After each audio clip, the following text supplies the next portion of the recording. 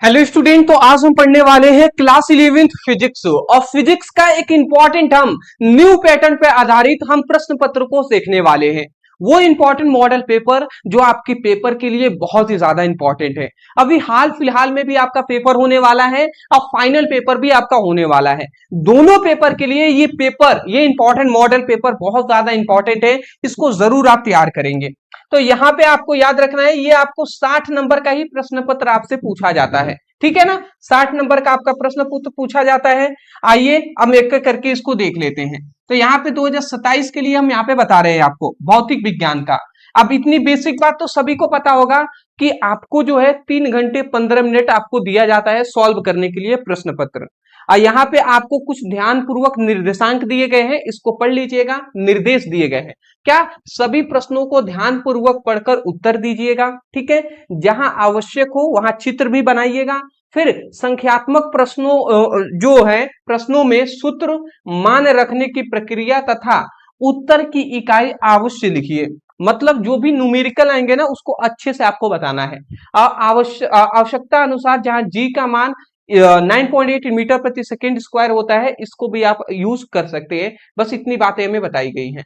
अब यहां से हमारा खंड जो क है वो स्टार्ट होता है। अब देख लीजिए खंड यहां से हमारा क स्टार्ट अ स्टार्ट होता है। यहां से हमें 6 नंबर का एक एक ऑब्जेक्टिव क्वेश्चन पूछा जाएगा। तो यहां से हमें 6 नंबर मिलेंगे। किससे जी? ऑब्जेक्टिव क्वेश्चन से।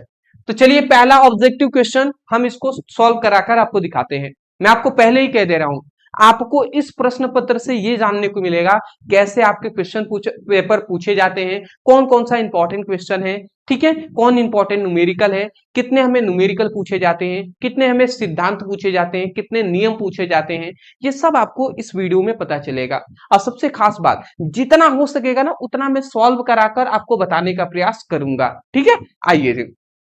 तो पहला हमारा क नंबर क्वेश्चन है, यदि पृथ्वी का द्रव्यमान पृथ्वी का द्रव्यमान और उसकी त्रिज्या है, तो गुरुत्वीत्वरण जी तथा गुरुत्वाकर्षण स्थिरांक जे में सॉरी जो कैपिटल जी है जी में अनुपात होगा। तो सीधी बात कह दिया गया कि ये हमारा एक पृथ्वी है और इस पृथ्वी का जो द्रव्यमान है वो है और इस पृथ्वी की जो त्रिज्या है ना वो क्या है जी? ई है। ठीक है, ये ई क्या है? अर्थ। ठीक है, इस तरीके से। तो यहां पे कह रहा है कि जी और कैपिटल जी इन दोनों का अनुपात क्या होगा। तो इन दोनों का अनुपात जो होता है वो याद रखेंगे, वो क्या होता है जी? वो हमारा ME/RE का होल स्क्वायर होता है। ये आप याद रखेंगे। जहां ये क्या है, पृथ्वी का जो द्रव्यमान होता है वो त्रिज्या के अर्थ की जो त्रिज्या है, ठीक है, मतलब पृथ्वी की त्रिज्या का स्क्वायर के क्या होता है? अनुपात के बराबर होता है। तो ये आपको याद रखना है, ये होता है जी। इसको अगर ऐसे आप लिखना चाहें तो ME/ क्या हो जाएगा? RE का होल स्क्वायर, ऐसे हम लिख सकते हैं। आशा करता हूं समझ गए होंगे। अगला हमारा दूसरा ख नंबर क्वेश्चन आता है कि केस नली में द्रव तब चढ़ता है जब स्पर्श कोण, जब केस नली में द्रव तब चढ़ता है, ऊपर चढ़ता है जब स्पर्श कोण अधिकतम होता है π/2 रेडियन या न्यून कोण या पाई रेडियन होता है। तो स्पर्श कोण कब ज्यादा ज्यादा ऊपर पानी चढ़ता है जी? जब क्या होता है? जब न्यून कोण होता है। क्या होता है? जब सॉरी ये क्या हो गया भैया? अच्छा ये ब्रश लिया गया है। न्यून कोण जी, यहाँ पे याद रखेंगे जब स्पर्श कोण का मान क्या होगा? न्यून कोण होगा, तब जाकर पानी क्या होगा? तेजी से ऊपर चढ़ता है जी। ठीक है, आइए आगे बढ़ जाते हैं। अगला हमारा क्वेश्चन आता है यहाँ पे लिखा गया पूर्ण कृष्णिका की अवशोषण क्षमता होती है। पूर्ण कृष्णिका की अवशोषण जो क्षमता होती है, अवशोषण क्षमता क्या होती है? 1 होता है जी। इस बात को आपको याद रखना है। ठीक है, ये आपको वैल्यू याद रखना है। अगला घड़ी घ हमारा क्वेश्चन आ जाता है और घड़ी घ में हमारा क्वेश्चन क्या कहता है? घ नंबर हमारा क्वेश्चन है, यदि किसी उष्मागतिकीय निकाय में 50 जूल उष्मा देने पर, ध्यान से समझेंगे, 50 जूल उष्मा देने पर 30 जूल का कार्य किया जाता है, तो निकाय का आंतरिक ऊर्जा में परिवर्तन बताइए। ठीक है, तो यहाँ पे हमें सबसे पहली बात कि इतना जूल उष्मा, मतलब उष्मा का मान हमें दे दिया है 50, इतना जूल हमें उष्मा का मान दे दिया है, इतना जूल। अब इतना जूल का हमें क्या करना पड़ा है, हमें यहाँ पे कार्य करना पड़ा है, तो W का भी मान हमें दे दिया है 30 जूल का। ठीक है, हमें कह रहा है तो निकाय की आंतरिक ऊर्जा का मान बताइए। तो आंतरिक ऊर्जा का मान क्या होता है, तो सबसे पहले आंतरिक ऊर्जा इक्वल टू आंतरिक ऊर्जा, आंतरिक ऊर्जा का यहाँ पे फॉर्मूला आप याद रखेंगे कि आंतरिक ऊर्जा डेल यू इक्वल टू होता है क्यू माइनस डब्लू। ये आपको याद रखना है, ये हमारा होता है जी।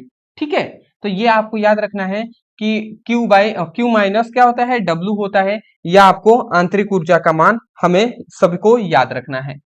तो यहाँ पे सॉरी, ये हमारा ये क्यू समझ रहे हैं ना, क्यू उष्मा है।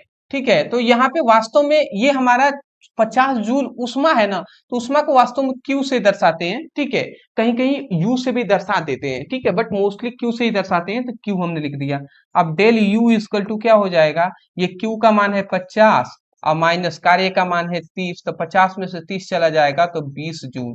तो ये 20 जूल हमारा कहाँ पे है जी, तो ये 20 जूल हमारा क्या हो जाएगा, आंसर हो जाएगा। ठीक है, तो इस फॉर्मूले से हम निकालते हैं। अगला आता है कि बायल्स का नियम लागू होता है किस पर जी, रुद्रोस प्रक्रम पर या समतापी प्रक्रम पर या समतापीय प्रक्रम पर। ठीक है, यहाँ पे समतापी केवल है, यहाँ पे समतापीय है। ठीक है, प्रक्रम पर, यह हमारा होता है सम आयतनिक प्रक्रम पर। तो आपको याद रखना है कि समतापी प्रक्रम पर बायल्स का नियम लागू होता है।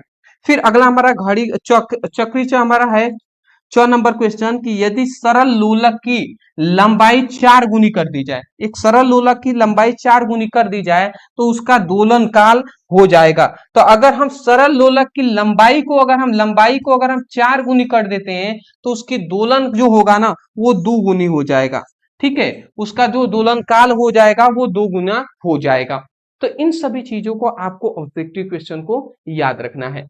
अब आइए, अब यहां से हमारा देख लीजिए, ये हमारा खंड ब आता है, अति लघु उत्तरीय प्रश्न है। इसमें प्रत्येक क्वेश्चन एक एक नंबर का है। अब आइए एक एक करके हम इसको करके आपको दिखा देते हैं। ठीक है, चलिए जितना हो सकेगा सॉल्व कराएंगे जी। तो कह रहा है कि किसी गैस में ध्वनि की चाल के लिए न्यूटन का सूत्र लिखिए और उसके प्रतीक और अर्थ लिखकर आपको बताइए। तो सबसे पहली बात कि ध्वनि का मैं यहाँ पे बता दे रहा हूं कि ध्वनि न्यूटन के अनुसार नाम से पूछा गया है। किसके अनुसार पूछा गया है, तो ध्वनि की चाल बताना है न्यूटन के अनुसार। तो न्यूटन के अनुसार अगर बात किया जाए ना, तो ध्वनि की चाल जो होता है, ध्वनि की चाल, और ध्वनि की चाल जो होता है इसको हम भी से दर्शा देते हैं। अब भी इक्वल टू रूट होता है, और रूट में हमारा पी बाई रो होता है। ठीक है ना, ये आपको याद रखना है ये फॉर्मूला। ठीक है, जहां पर ये हम आपको बता दे रहे हैं, जहां पर ये शॉर्ट में हम थोड़ा बता दे रहे हैं, जहां पे ये भी आप समझ गए हैं ध्वनि की चाल है। यहाँ पे पी क्या है जी, तो पी हमारा याद रखेंगे गैस का दाब है, और यहाँ पे ये रो क्या है, तो रो हमारा है गैस का घनत्व, गैस का घनत्व है। तो इतनी बातों को आपको समझ में आ गया है, तो अच्छी बात है, इसको याद रखिएगा। ठीक है, तो ये हमारा गैस का घनत्व और गैस का ये हमारा दाब है जी। तो इतना आपको सूत्र भी हमने दिखा दिया, प्रतीक भी हमने बता दिया कि कौन क्या क्या है, तो इतना आप याद रखेंगे। अगला आता है दूसरा हमारा ख नंबर क्वेश्चन, विषुवत रेखा पर किसी वस्तु का भार ध्रुव पर उस वस्तु के भार की अपेक्षा कम होता है, क्यों? क्यों होता है जी कम? विषुवत रेखा पर किसी वस्तु का जो भार होता है कम क्यों होता है, और ध्रुव पर उस वस्तु का भार अधिक क्यों होता है, ये हमसे पूछा गया है। तो ये भी हम आपको बता दे रहे हैं, यहाँ पे पूरी कारण सहित आप समझ जाइएगा। ठीक है, यहाँ पे हम इसका उत्तर बता दे रहे हैं।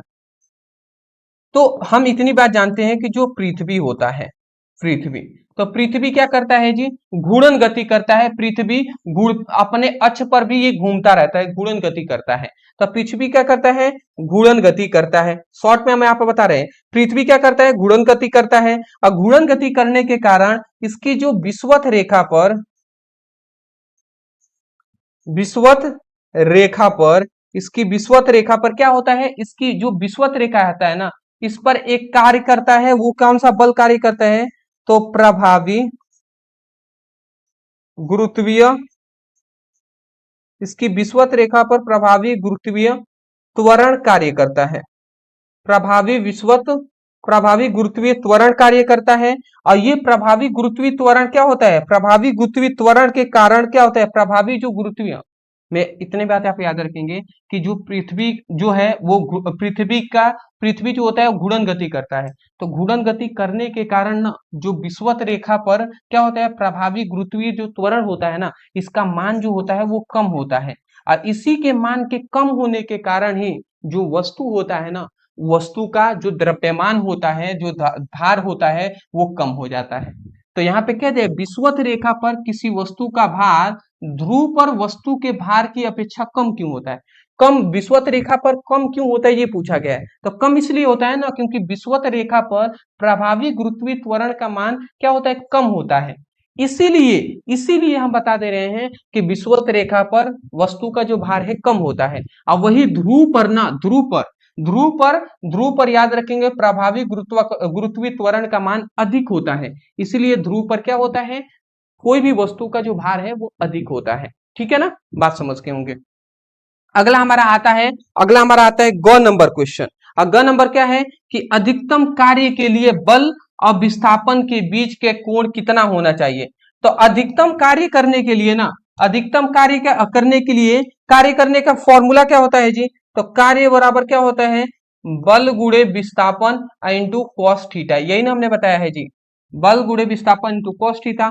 अधिकतम कार्य करने के लिए ना थीटा इक्वल टू कितना होना चाहिए? 0 degree. Theta equal to 0 degree होना चाहिए। क्यों? क्योंकि थीटा अगर कॉस 0 इक्वल टू क्या होता है? कॉस कॉस 0 इक्वल टू होता है 1। अगर यही 0 के जगह पर अगर हमने थीटा इक्वल टू 90 डिग्री रख दिया तो कॉस 90 इक्वल टू क्या होता है? कॉस 19 इक्वल टू होता है कॉस 90 इक्वल टू 0। तो अगर 0 का अगर एफ एस में गुणा कराएंगे तो ये सब 0 हो जाएगा। 1 क्या कराएंगे तो कम से कम एफ एस होगा ना।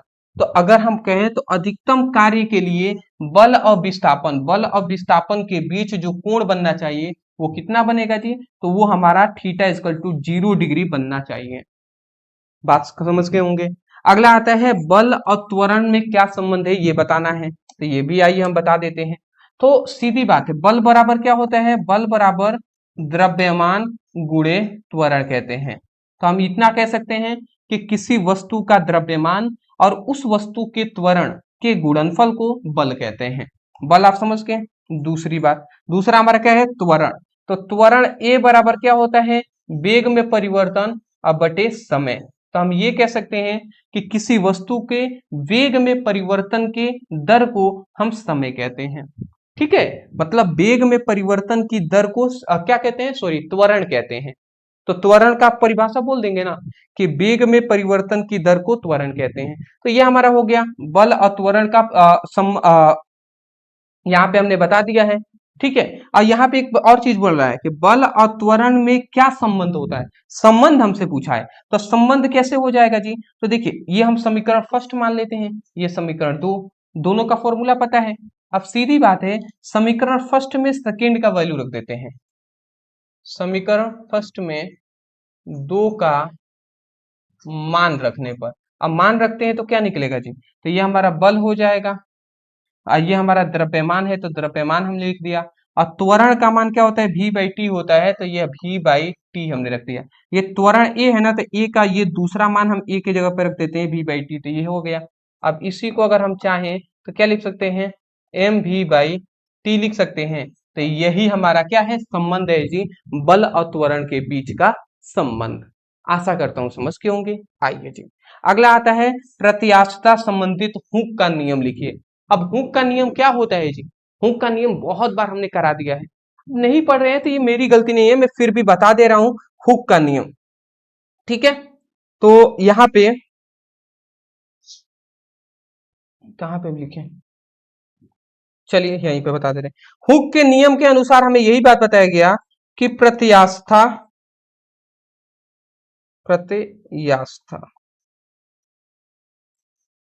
प्रत्यास्था सीमा के अंदर प्रत्यास्था सीमा के अंदर जो प्रतिबल लगता है, प्रत्यास्था सीमा के अंदर जो प्रतिबल लगता है वो उसके विकृति के क्या होता है, समानुपाती होता है। शॉर्ट में हमने यहां पर लिखकर आपको बता दिया है कि हुक के नियम के अनुसार, ठीक है, प्रत्यास्था सीमा के अंदर जो प्रतिबल होता है वो उसके विकृति के क्या होता है, समानुपाती होता है। अब थोड़ा इसको डिटेल में पढ़ना है तो आप दो काम कर सकते हैं। पहला आप लिखिए हुक का नियम, ब्रदर सर वीडियो मिल जाएगा उसको देख लीजिए, या दूसरा सबसे अच्छा रास्ता है आप हमारा चैप्टर वाइज वन शॉट की वीडियो देखिए। डिस्क्रिप्शन बॉक्स में हमने फिजिक्स का लिंक और केमिस्ट्री का लिंक दे दिया है, उस पर जाइए, अभी भी समय है, आप जाइए एक एक चैप्टर का क्लिक करिए, आप पढ़ाई करना स्टार्ट कर दीजिए। समझ के है ना, तो ये चीजें होता है। अगला आता है द्रव के क्रांतिक वेग से क्या अर्थ होता है। तो द्रव के क्रांतिक वेग का क्या अर्थ होता है जी, तो सीधी बात है, इसका बहुत ही, द्रव का क्रांतिक वेग जो होता है बहुत सिंपल है, बस थोड़ा सा समझना है कि द्रव का वह अधिकतम वेग, यहां पे याद रखना है कि द्रव का वह अधिकतम वेग, द्रव का वह अधिकतम वेग जिस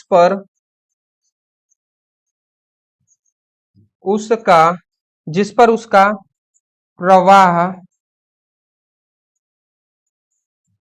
धारा रेखीय, जिस पर उसका प्रवाह धारा रेखीय रहता है, उसी को हम क्या कहते हैं जी, क्रांतिक वेग कहते हैं। वेग कहते हैं, ये आप समझ गए ना, क्रांतिक वेग मतलब सीधी बात कहा गया है कि द्रव का वह अधिकतम वेग, द्रव मतलब होता है पानी, तो पानी एक द्रव है, तो पानी का वह अधिकतम वेग जिस पर उस द्रव का जो प्रवाह होता है वो एक रेखीय होता है। रेखीय मतलब धारा रेखीय, देखिए प्रवाह धारा रेखीय हो, धारा रेखीय, तो उसी को हम उसका जो वेग होगा ना उसी को हम क्रांतिक वेग कहेंगे। उसके वेग को हम क्या कहेंगे जी, क्रांतिक वेग कहते हैं। इस बात को आप याद रखेंगे। इसका सबसे अच्छा एग्जाम्पल तो बहुत सारे हैं, बट एक दो आपके हमारे दिमाग में तो दो आ रहा है, बट एक बता रहे हैं, एक थोड़ा सा गुप्त है तो उसको रहने देते हैं। सबसे अच्छा एग्जाम्पल जानते हैं क्या है, कभी आप बाइक बाइक धुलवाने गए हैं, आप बाइक हो या कार हो धुलवाने आप जाइएगा, तो आप देखेंगे कि एक प्रेशर वाला पाइप होता है, उससे पानी जो निकलता है ना बहुत ही प्रेशर के साथ एक सरल रेखीय में निकलता है, एक रेखा टाइप से निकलता है। तो उसका जो वेग जो है ना, उस द्रव का जो वेग है उसी को हम क्रांतिक वेग कहते हैं।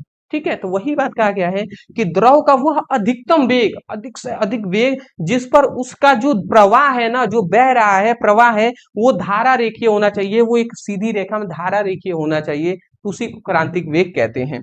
ठीक है, तो आशा करता हूं कि इतना हमने बता दिया। देखिए अभी तो ये एक एक नंबर था तो ये हमने बता दिया, बाकी अब ये तो लॉन्ग क्वेश्चन है, अब इनको बताएंगे नहीं ना, बताएंगे कहाँ पर बता पाएंगे, उतना जगह भी नहीं है, और इन सभी को कम से कम एक टॉपिक को समझाने में 15-20 मिनट चाहिए, तो इसीलिए हम आपको बता रहे हैं, इन सभी को तैयार करेंगे। सबसे पहली बात ये न्यूमेरिकल है, न्यूमेरिकल की हम वीडियो चैप्टर वाइज करा रहे हैं, जब भी आए ना तो उस न्यूमेरिकल की वीडियो को देखिए। तो आपका काम क्या है, सबसे पहला चैनल को सब्सक्राइब करना, चैनल को सब्सक्राइब किए रहेंगे तो आपको जितनी भी वीडियो हम यहाँ पे प्रोवाइड करेंगे उसका नोटिफिकेशन मिल जाएगा। तो सबसे पहला काम क्या करेंगे, अभी आप चलिए चैनल को सब्सक्राइब कर लीजिए, कर लिए होंगे ना, अच्छी बात है, तो वीडियो को लाइक भी कर दीजिएगा, हमारे लिए मेहनत कर रहे हैं तो लगता है तभी आप कीजिएगा, अगर नहीं लगता है कि हाँ आपके लिए हम मेहनत नहीं कर रहे हैं तो कोई बात नहीं दोस्त, ठीक है ना। अगला आता है गुप्त उष्मा से क्या तात्पर्य है, इसका मात्रक लिखिए। तो अभी हमने गुप्त उष्मा जो है ना, उष्मीगतिकी चैप्टर पढ़ाएंगे तो उसमें हम आपको ये बता देंगे। अगला आत्मा है उष्मागतिकी का प्रथम नियम लिखिए, ये भी आप इंपॉर्टेंट है, इसको भी आपको तैयार करना है। इसमें आपको देखिए यहाँ पे इसका संकेत भी हमसे पूछा गया है।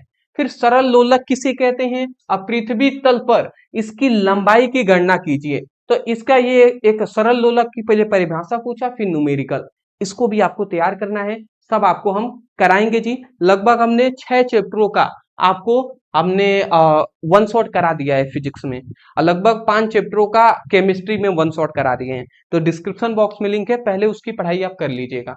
फिर अब देखिए यहाँ पे 3-3 नंबर वाले क्वेश्चन आ गए। पहला क्वेश्चन देख लीजिए, हमारा न्यूमेरिकल है, न्यूमेरिकल इसलिए हम दिखा रहे हैं, आप देख लीजिए न्यूमेरिकल पूछा जाता है, अधिक से अधिक न्यूमेरिकल जब भी आपको कराया जाए तो पढ़िएगा। देख लीजिए न्यूमेरिकल पहले पूछ लिया, देखिए वैल्यू वैल्यू दिया है, ठीक है ना।